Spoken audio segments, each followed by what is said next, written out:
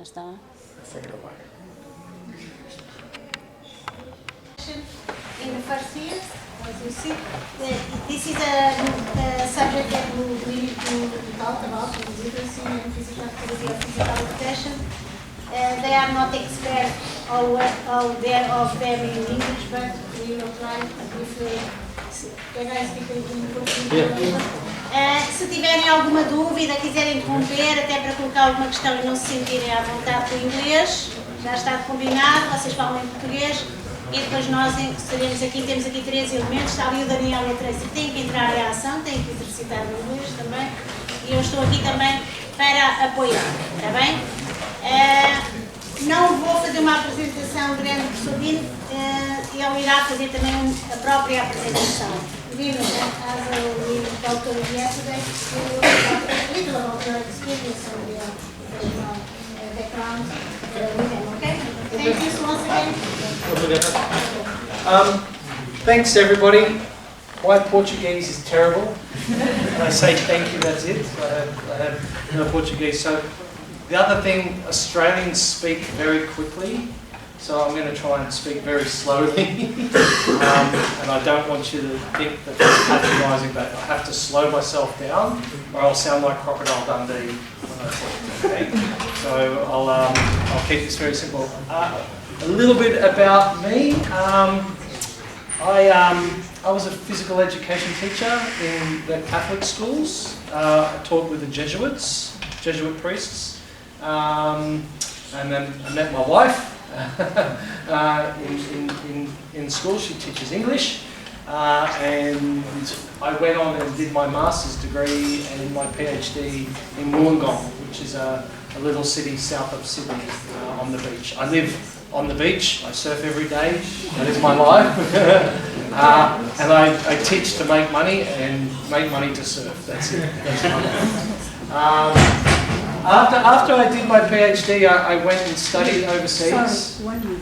Okay. Can you correct me? Oh, okay. Okay. Sorry. Excuse me.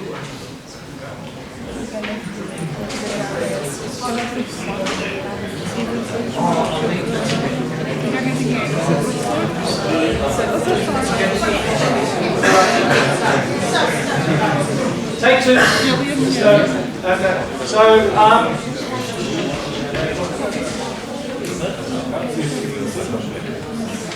So I'll get you back. So after I finished my PhD and I was teaching in Australian universities, I went back to university and did more study. I went and studied at Harvard and studied advanced educational leadership, which was around managing big school systems. And then I went to Oxford and I studied psychometrics, which is around assessment design and measuring intelligence. Yeah? Which kind of leads me into where most of my research is, and this is around this idea of physical literacy and why it's important as a concept or an idea, not just in education, but in sport and in recreation and in public transport and basically in our societies, why we need to understand the concept of physical literacy. So, Paul, you might be doing some translation for me here. Just a question. I don't want to do all the talking. I'm going to ask you questions, so you need to be able to come back at me. Can anyone tell me what physical literacy is or what they think it is as a concept? Who's heard of physical literacy? Hands up if you've heard of it.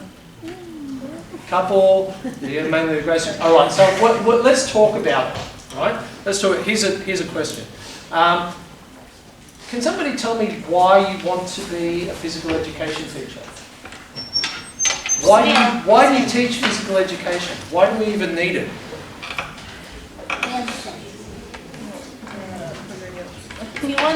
So we don't need any of you. You can all leave. We don't need physical education. You're here for a reason. Podem dizer em português. Why? Depois traduzir. Vamos lá, então. I can stay all day. I'm going to wait for somebody to talk. Good, brave. Yeah. Maybe my personal reasons, because that's what I love sport. I love to teach people to not only to do sports, but also to try to enjoy what they're doing. And maybe that's what I think. And that's most of the reason why people become PE teachers. Hands up if you want to teach physical education and sport because you liked physical education and sport when you were a child. Hands up. How many kids in classrooms would put their hands up like that as well? Maybe a few. As many as this class? No. No. Right? So the first thing is you've had positive experiences, you've identified part of who you are and what you want to be based upon movement experiences that you've had in your life. And if I was a bit cynical, I would argue that you're just trying to replicate that. Right? I want more people to be like me, to see the world like me, to think like me. Yeah? And there's not anything particularly wrong with that. But why do you think society wants you? Why does Portugal want you to be able to teach physical education? There's a question. Because I'm pretty sure the government doesn't just want another lot of you, and you, and you, and you. They actually want you to do it for a reason. What do you think that reason is? Yeah. Because it's the only discipline that teaches people how to think and how to manage themselves with the body instead of the mind. Yeah, and that's that's probably a more philosophical answer than most politicians would give. I'd argue that politicians are going to say it's for a different reason. What do you think their motives are? Health. Yeah, okay, so they want better health outcomes. Yep, they want better health outcomes. They want people to be more active. Yep. That's the primary reason. And that leads me to my very first slide. So I'm going to put up...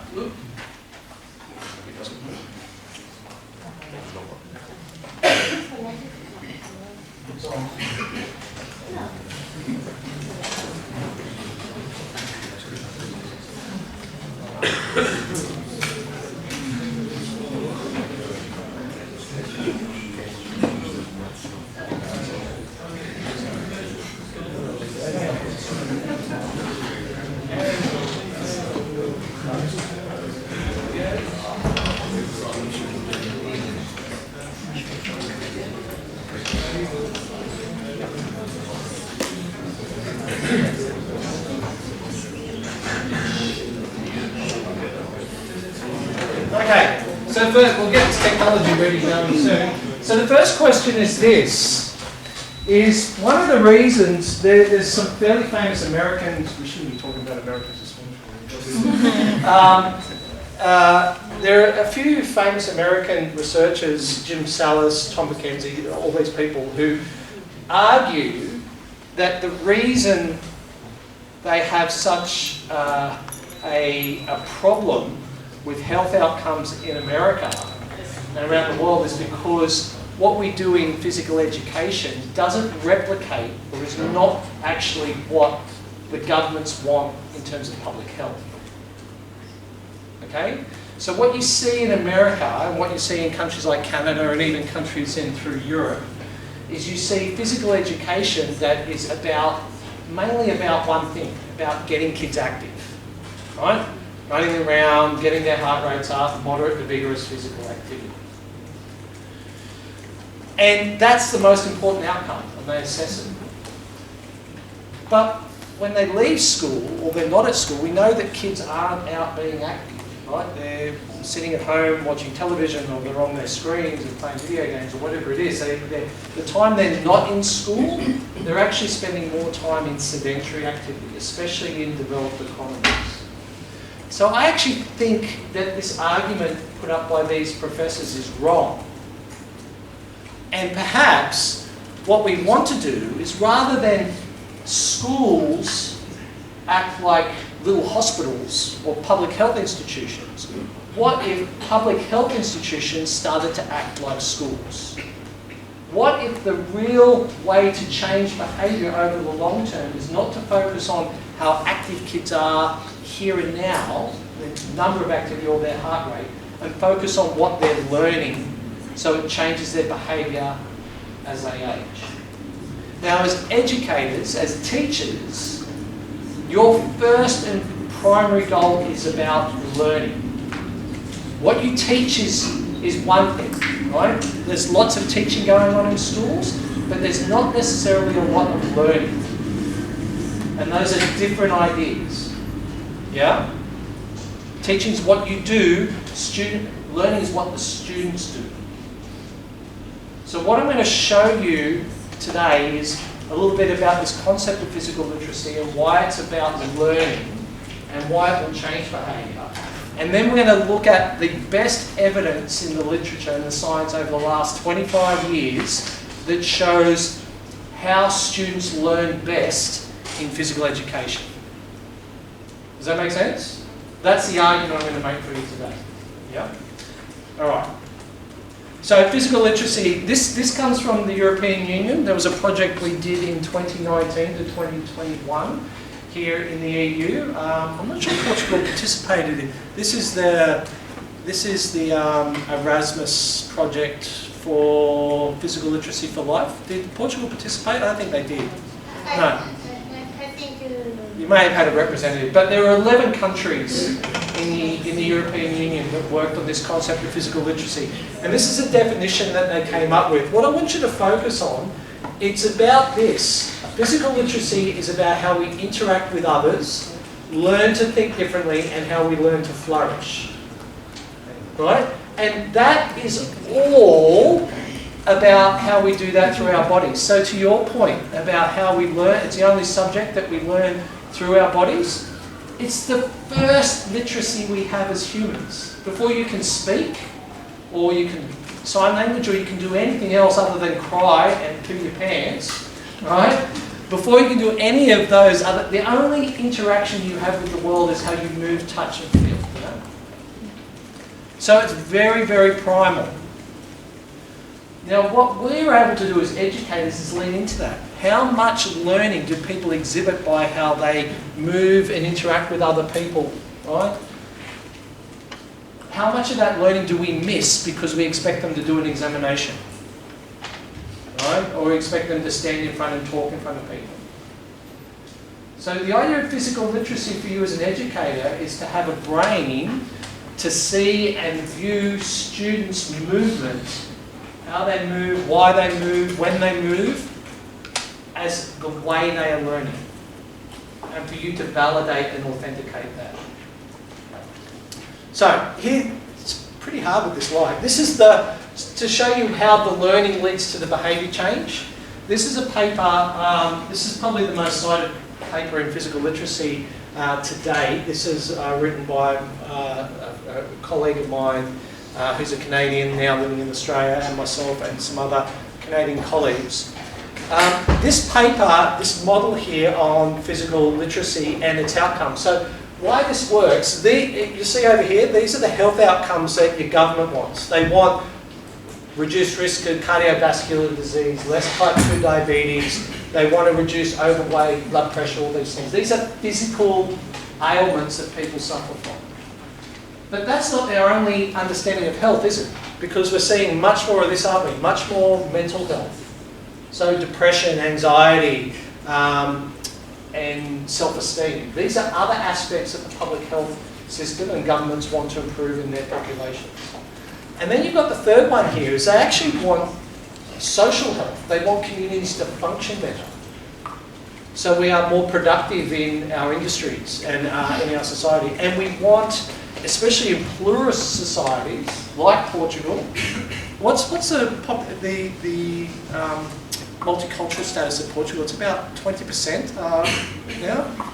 At this moment, a little more, 25. 25%. So we're seeing with population mobility, people travelling across the world, that we have to be more inclusive of other cultures, other races, etc., right? So this social fabric, this social health is the other health aspect that governments are really wrestling with. Now you, in your PE class with 30 kids, you go, well, what can I do to impact on these big objectives that countries and the European Union and the world more holistically are grappling with? In our model that we produced, we understand that physical activity and exercise and and psychosocial adaptations and physiological adaptations need to occur. People need to change the way they live. They need to change the way they interact with others. But you can't do that. You know, we can mediate individual environmental factors, but it's this physical literacy, the competence and motivation we have, the amount of movement competence we have, not just on land, but in water and in the air, how we participate socially, and the feelings, the motivation, the affect, the enjoyment that we get from this movement, that cycle will lead us to leading a better life. But how do we impact on that? Do we just say, oh, you have to be better motivated? Right? Do you have to learn to kick a football? Right? You have to learn to throw a ball overarm? It's actually none of those things. It is the interaction at the positive, at the affect, the psychomotor, and the social learning and the cognitive learning. That interaction is what students will do in your class. These two lines here, these two arrows, this interaction is learning. You have knowledge that you can share with your students, you teach that knowledge, but how they process it in this cycle will impact on what they learn. So at that very small level, that feeds into a bigger cycle of wanting to change these outcomes. Now let me tell you what you can do in your class to actually make that happen. So, first thing, understand that that physical literacy is about learning of the whole child. It's not just about their psychomotor development. Psychomotor development's important, right? So they've got to be able to run, jump, throw, kick, skip. It's an endless sort of Lego box of skills they can acquire. They're not fundamental movement skills, it's all the motor skills that they can acquire. And you should think about it that way. It shouldn't be a preference to kick a football because I live in Portugal, right? Football's religion, right? Kicking a football is just as valid as being able to do a pirouette or to get up on your toes and do a plie in ballet. It doesn't really matter. But we know the people who are most adaptable across their lifespan have a lot of these things. Yeah? So they also need to be able to solve problems, right? Have you ever seen someone, I'll use football as an example just because I'm in Portugal, there's someone who can juggle a ball, has wonderful football skills when they play on their own, but you put them on a football pitch with 10 other players playing 11 other opponents and they're hopeless? Because they can't solve the problems of the game. Yeah?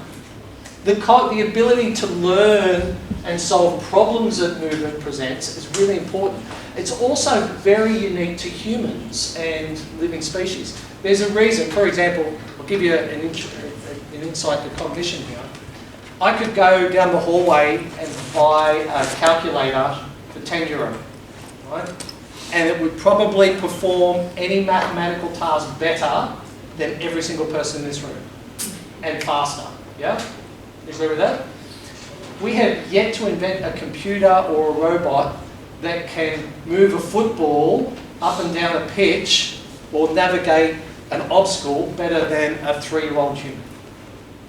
Right? The complexity of movement in understanding its environment, how it interacts with others, how it interacts with objects, is incredibly complex.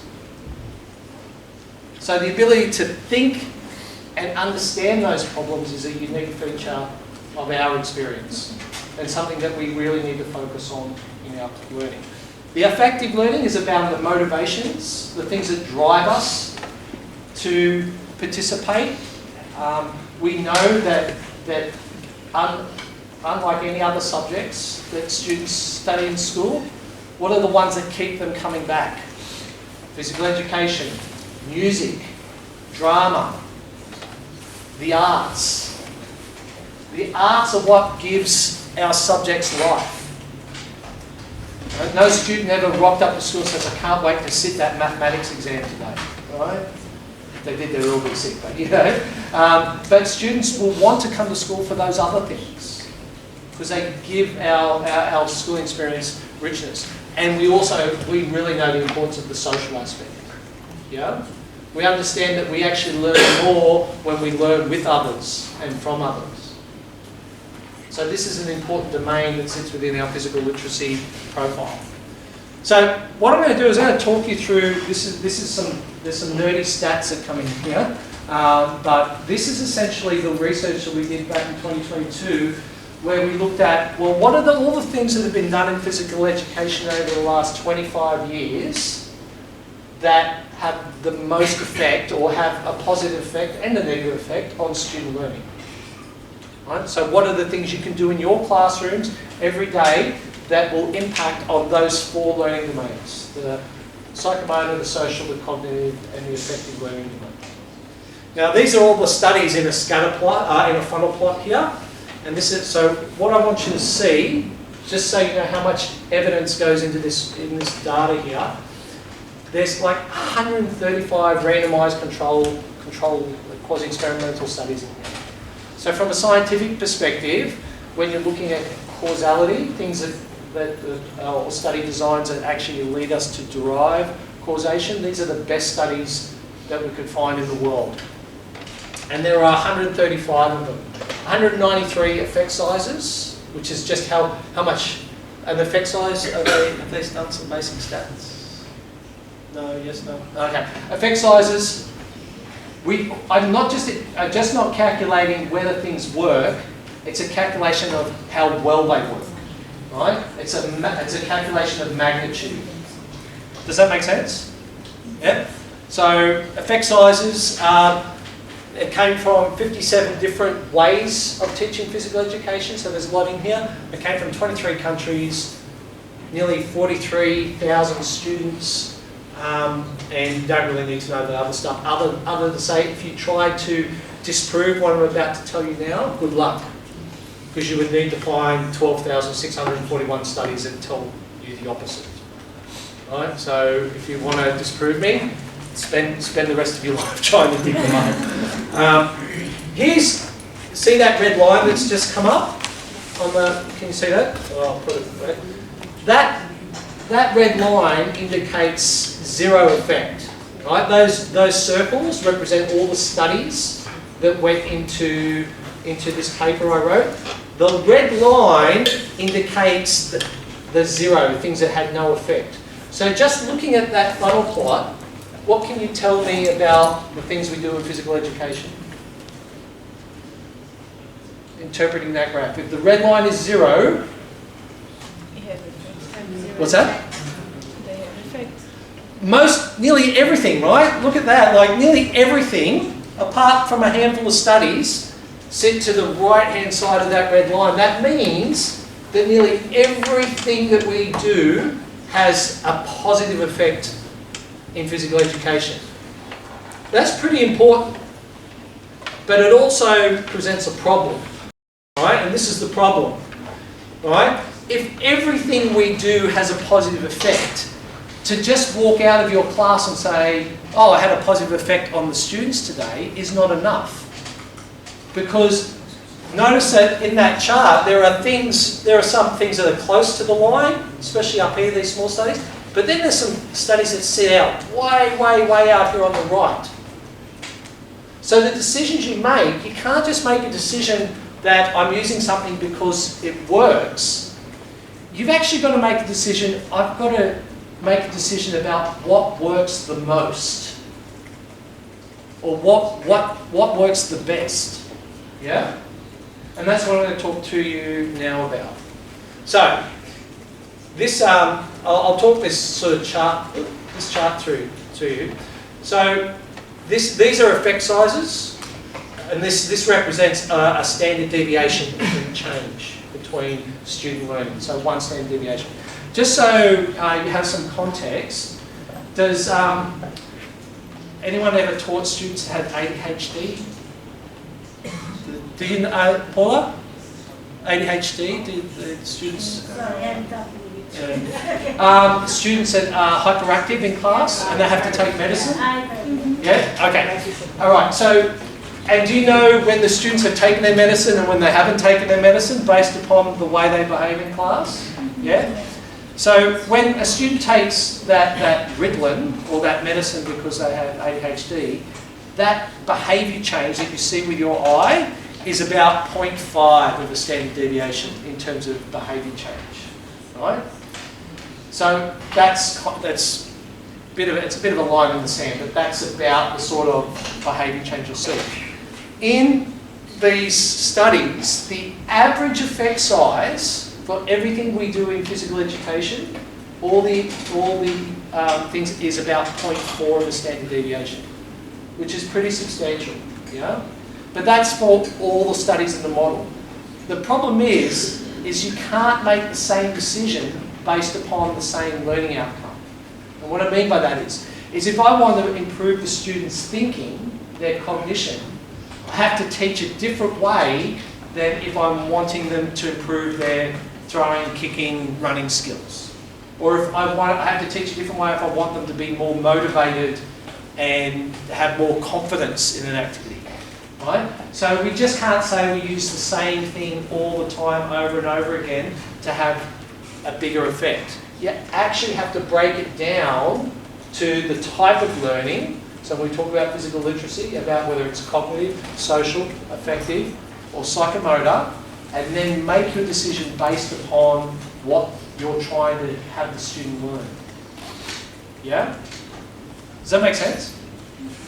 Vaguely? All right. So let's break it down. We'll talk through. I've gone from small to high. So the learning domain that we have the least impact on is the cognitive domain. Okay? So have you all seen studies that say kids that are more active do better on academic tests? You've all seen that stuff? And you see kids out running before they have to sit in the examination because they think it's going to make, it doesn't work. Right? And you've all seen the brain scans where if they move for like 20 minutes, their brains light up. That's not going to make them do better on an exam, I'm sorry. It just means that the brain occupies more real estate when we move. The other thing too is that when we try and have kids, so the cognitive, if we're wanting kids to solve problems, make better decisions, understand things like tactics and strategy and rules, these are all cognitive processes. And the average effect size that we have in physical education is down around here, about 0.17 of a standard deviation. It's pretty small. It's the same effect size as all the physical activity programs around the world that just try and get kids active to improve their exam results have. But, there are things that we can do in physical education that are way, way higher. So our best bet, so the things that actually we do that are above that red line are the games-based approaches. So if you're teaching kids games and games-based pedagogy, so have you studied teaching games for understanding? Yeah? No? Yes. Game set? You've studied? Okay. So teaching games for understanding, and it makes sense, right?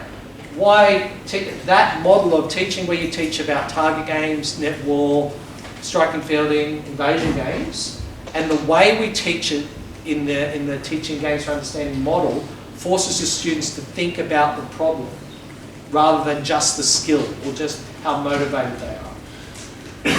But look at the things that fall actually below the 0.17.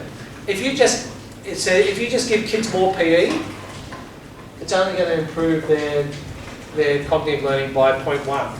If you just want to get kids active, this is this health-based, health-promoting PE. This is what a lot of what they do in America, like just get kids up, heart rate monitors, pedometers, get them active.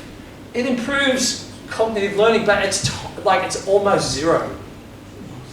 And some of the things, when they get really bad, when it's just about getting kids fit, it actually goes backwards.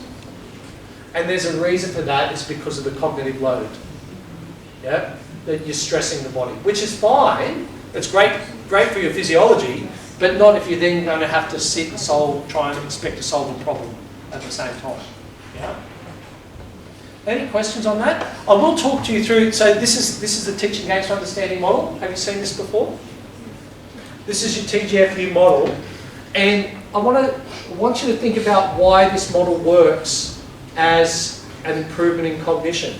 Well, first thing is the learner is always interacting with the game, which is interesting. But the real thing is that you actually have to ask the student questions. It's not just allowing them to play a game of football or baseball or cricket or whatever game you're doing. You actually have to ask them why they're doing things, how they're doing it, how could they do it better, why they didn't pass the ball, right? So they're having to perform movements, but then also reflect upon the how, the what, the why, the when, right? And so if you're using these models, the questioning is the most important aspect. If you ever want to read these are the two best books I think are on the market to actually unpick that understanding. So the book by Griffin and the book by Richard. This one here is really complex, but a very, very good textbook and worth reading on cognition around gameplay. So let's look at the next one. If cognitive is the lowest, the next one we have is the social learning domain. Now this surprises me because a lot of what we talk about in physical education is about building things that are socially connected. Like we talk about teamwork, don't we? Right? Working. This is really under-researched. So we actually don't know, other than when we try and do things in this space, we do have a good effect. It's about 0.32 of a standard deviation. But there isn't enough evidence for me to tell you what doesn't work. But what I can tell you is what works best. And what works best is the cooperative learning model, which is 0.42. Now, cooperative learning, cooperative learning works because you're forcing the students to, they can't be successful in whatever you're teaching them unless they have to work with someone else to achieve that objective, and their success resides upon the success of everyone in their social group. So they can't succeed alone, right? So you have to set up opportunities where they all pass and do really well, or they all fail together. Yeah? That kind of stresses the importance of the social coherence. So there's a very good book by Ben Dyson and Ashley Casey on this, but the real critical elements are this interdependence, so they have to feel like they're part of a group or part of a team. They have to face considerable interaction and problems together. It's not something they can do remotely. And they have to understand that not only is the success of the group, they pass or fail together, but they also have a component within the group they're accountable for. Who's done a group assignment at university? You all done group assignments? Do you hate them? Who hates group assignments? Sometimes. If you're a good student, you go, I hate them because they got very right. And that's the problem when we set them up, is one, we have to say you're all accountable as a group, but you're also accountable to yourself within that group and the contribution you make. Yeah? Okay. Conscious of time, we'll move on. So the next one is the affective learning domain. Now we are very good at motivating when we put our minds to it. We're actually really, really good at motivating kids to learn. Right? We're very good at building their confidence around their learning. And many of you would have already seen students who don't do well in the classroom and are disruptive, and their teachers don't like them, but when they come to physical education, they're great, right? They're some of your best students. We connect with kids in a really unique way because we celebrate their movement. 0.4 of a standard deviation is very, very high. But look at the things that don't work as well. Look at the ones down the bottom. If it's about fitness, that tends to be, it has a positive effect, and same with the health promoting or the physical activity component. It has a positive effect for the most part, but it's smaller than it should be. And the reason I think it's smaller than it should be, because that has more to do with physiology than it has to do with learning. Yeah? But look what happens when you flip that model and you make your learning, your classes, about building confidence in students. The first one is this target model. I'm going to talk about this because this is, we stopped using this back in the 1990s. Most people did. Some people still use it. But it's really about not progressing. I'll show you the climate of it. It's about changing it from an ego-based climate in our PE lessons to one where they have to achieve mastery to feel successful. Yeah? Some of the other things that work is that obviously when you give kids choice and some autonomy, they feel they're more motivated. You have to be careful with that. Most people will take the path of least resistance, right? They'll do what the least amount they want to do, or you'll just have kids that go, I want to play football. Just let me play football, I just play football. No. Because that's not about giving them the whole range of human experience. Yeah? They have to learn salsa and tango. Yeah? And maybe do a ballet, and they may have to play cricket or stuff that's outside their culture. But they should be doing more. And sport education, I'm going to talk about sport education a bit later. Let's have a look at why this works, why this motivates. And you might see some of, so this is target. Task, authority, recognition, grouping, evaluation, and time. And these are the difference. So most PE classes work in this sort of ego climate where we compare the students' performance based upon the performance of others in the class, right? You're not as good a footballer as you are, and you're a better footballer than him. Yeah? And then that's how we grade them. When we use a target model, it's about having the students identify where they are and where they want to be, and grading them based upon how successful they are in achieving those goals that they've set for themselves. Yeah? Look at the other one, the authority. We move it from the teacher making all the decisions to giving some decisions to the participants. Okay, you need to improve your cardiorespiratory fitness. How are you going to do that? And having them decide, well, I could go swimming, I could cycle, I could do it. So we're not all going to run the beat test every lesson. Yeah? Recognition is that when we praise, we do it privately, and the same when we correct their behaviour. Too many PE environments are built upon, oh, you're not doing that one. People feel shame or whatever. So we change the recognition and the feedback to something that's private behind the scenes, so it's not in front of the class. We used more mixed ability, cooperative groups, rather than saying, the good students here and the bad students here. Or the worst one, the worst lessons I see do this, right? Girls play over here, boys play over here. You all seen that? You've probably all done it, right? But can you imagine how people, I find that really sort of an affront to inclusion in physical education, where we just say, boys will play in this game, girls will play in this game. Right? Can you imagine if I walked into a classroom and I said all the black kids play on this court and all the white kids play on that court? People would lose their minds. Yeah, and they should. But we do it based on gender every single day and think it's okay. And we do it under the disguise of, boys need to be able to do... No, that's not true. I played football with some girls that can mix it up. Right? I played with some boys that shouldn't be playing on other courts. So we need to have mixed ability groups, so we're actually a more inclusive environment. Evaluation, I've spoken about that briefly. The other thing too is that we've got to be more flexible with the time and understand that kids learn at different speeds.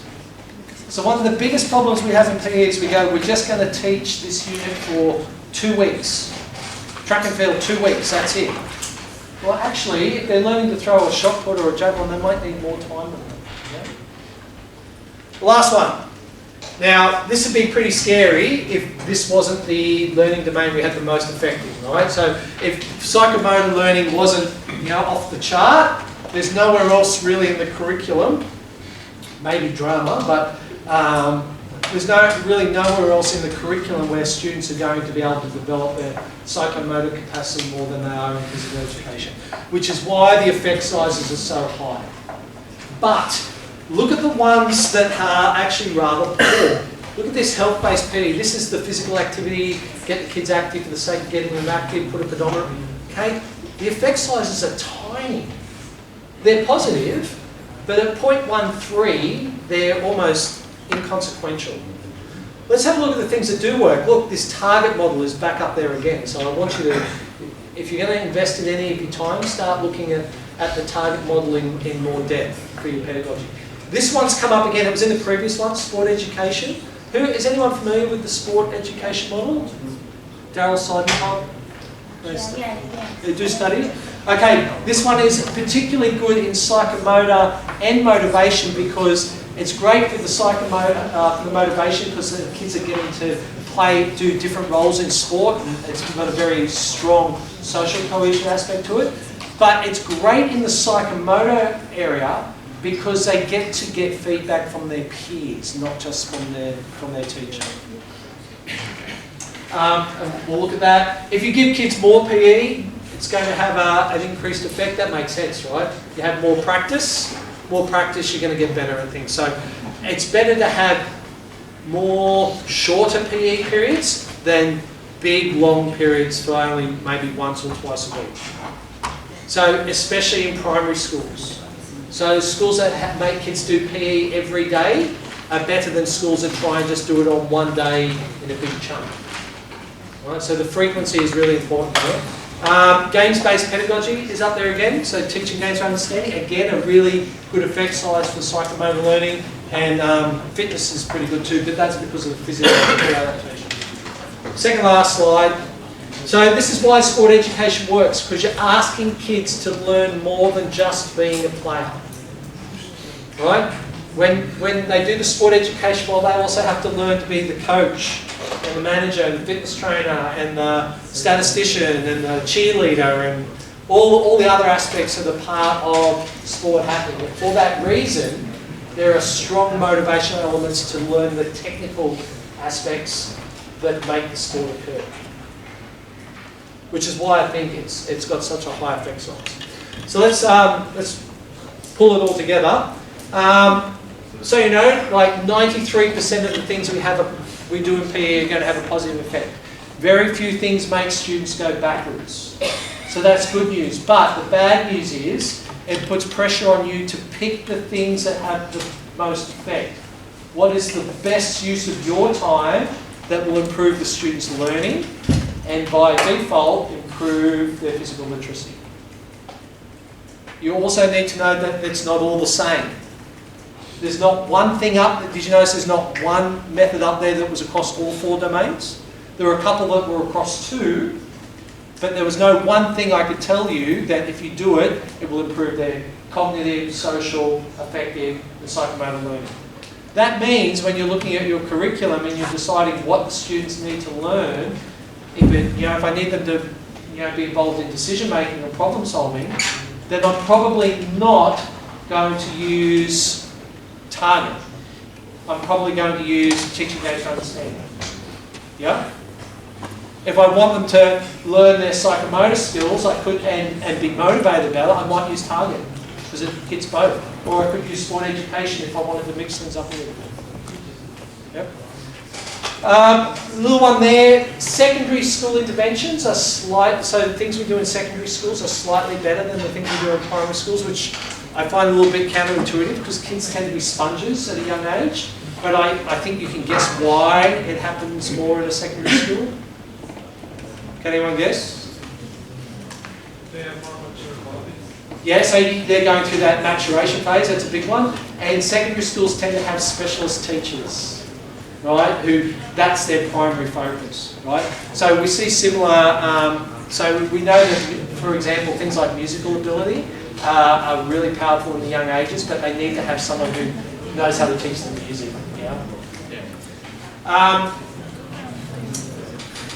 what was the other one I was going to say is and just be very careful. As you go forward, you're going to, in your program and in your course, you'll have professors, I'm sure Paul won't be one of them, but there'll be professors who will tell you that this is the only way, you have to do it this way, right? There is one model, this is the best approach. What I'm saying to you is it's more complicated than that.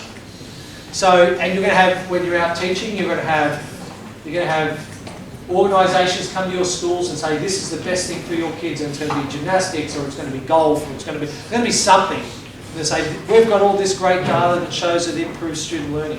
Well, just remember, nearly everything does.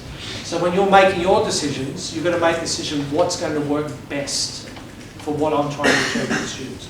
And I think that's it. I think that's we'll have the references, and that's it. So thank you very much for your time. I really appreciate it.